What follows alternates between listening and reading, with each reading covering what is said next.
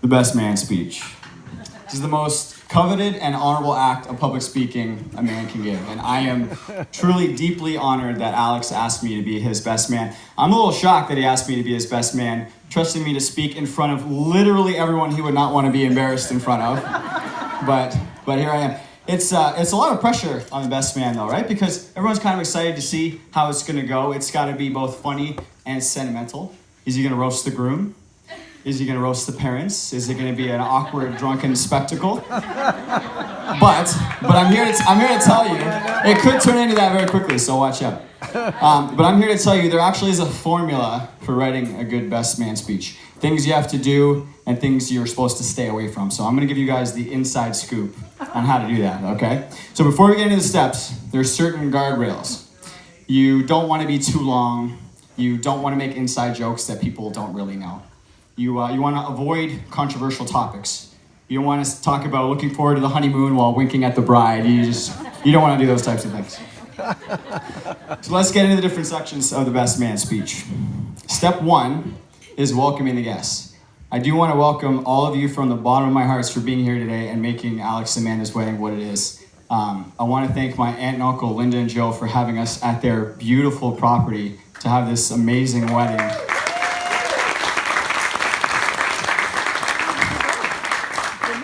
I want to thank Julie and Paul. I don't know where they are. If you're there, we go. Without you guys, we wouldn't have the wonderful Amanda. So thank you both. And to Peggy and Chris, you did the best you could with Alex.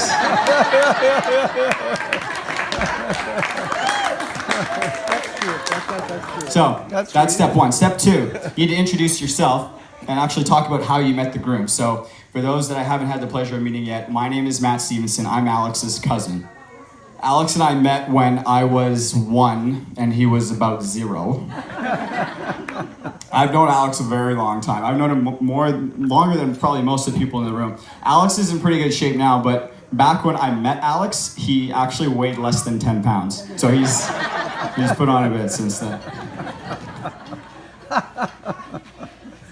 The third section of the best man speech is to talk about the bride and how wonderful she is. This was the single easiest part of my speech. Amanda, you look absolutely amazing. Your dress is fantastic. Can we get a round of applause for Amanda? So what I love about Amanda is her love of art and design and fashion, and that's really ringing true through in your dress today. Amanda is obviously a big supporter of charitable work, as is evidenced by her marriage to Alex. Since I've met you, Amanda, I've always felt your kind-heartedness. You're actually usually smiling and laughing, and you're always positive, which is going to prove important for the struggles that lie ahead. In this section, it's actually typical for the best man to tease the bride about how well she needs to treat the groom since she's stealing him away. Obviously, I don't need to do that. Alex has called you his rock to me, and anyone who calls you their rock is obviously being treated very well. Which brings me to my next section, which is poking fun at the groom. This was the second easiest part of my speech. I'm just kidding. How can you make fun of Alex? Alex is in the zone right now. Alex is proof that if you work hard and believe in yourself, literally anything is possible. Alex and I are great friends now, but it wasn't always that way. When we grew up, we were the same age, so we were competitive, we would butt heads a lot, we were playing sports and stuff. A perfect example of this was when Alex and I were 3 and 4 years old. So we were at an Easter party at Peggy and Chris's house, and to keep us busy, they gave us some plastic golf clubs and some plastic golf balls, and we were out in the front yard. So there's a great picture of us in our cute get-ups.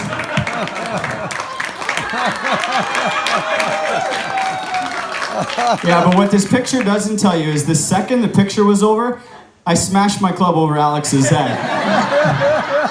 Because I knew I'd have to keep him in line for later in life and teach him some respect for his elders, you know? While Alex may have learned respect from a bash over the head with a plastic golf club, Alex has never needed a lesson in how to show affection. Alex has a huge heart. He's loving and caring. If you've ever drank with Alex, you know this firsthand.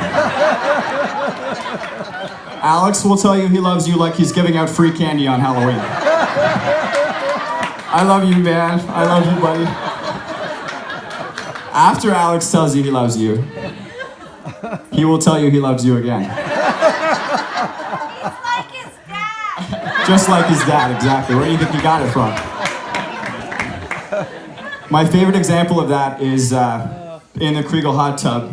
So Alex, Amanda, and I were hanging out after a family party in the hot tub, drinking butter ripple scotch snaps as you do at 1 a.m. at the Krygiel hot tub.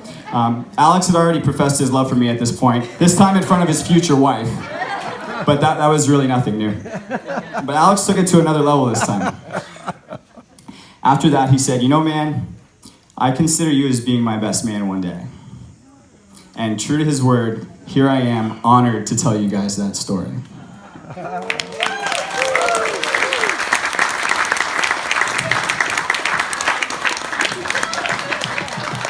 I love you, man. Alex, to me, that story perfectly sums up who you are. You're fun to be around, loving, true to your word, and loyal. You may have given me the title today, but you are certainly the best man.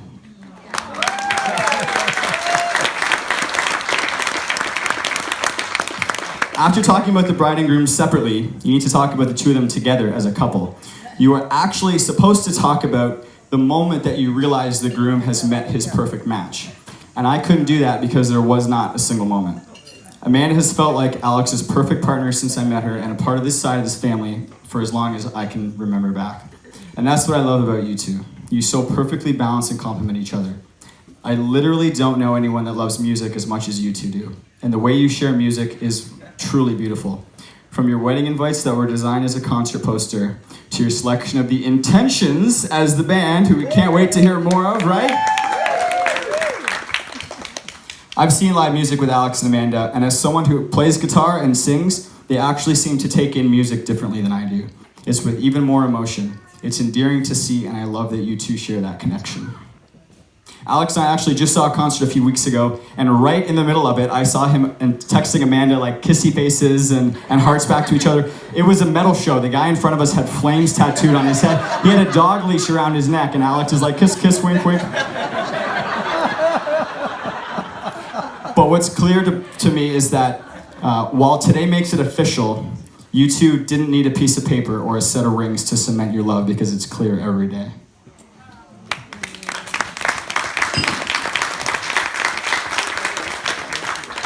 Towards the end of the speech, you provide advice for the couple, or more specifically, a message to Amanda on how to deal with Alex forever.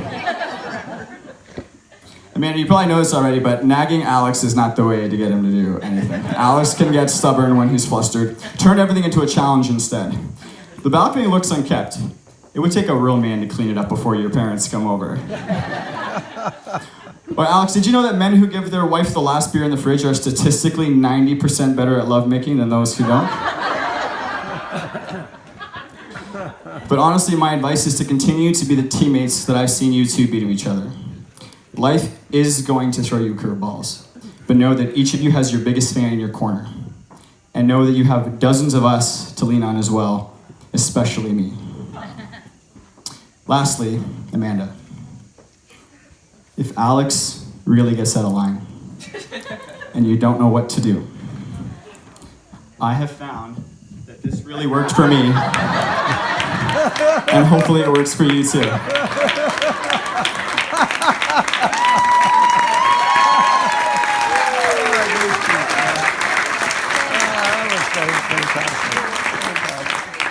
Finally, you end the speech with a quote and its host. I once heard a quote that has always stuck with me, and it definitely applies to you guys. And that is, true love is your soul's recognition of its counterpart in another person. And Amanda, I'm thrilled that my cousin's counterpart is you. I would say that I'm looking forward to watching the next chapters of your lives, but I promise I will be right there to live it with you. So with that, a toast to the bride and groom. The best is yet to come. Cheers, cheers, cheers. Oh, that was great. Well done. Well done.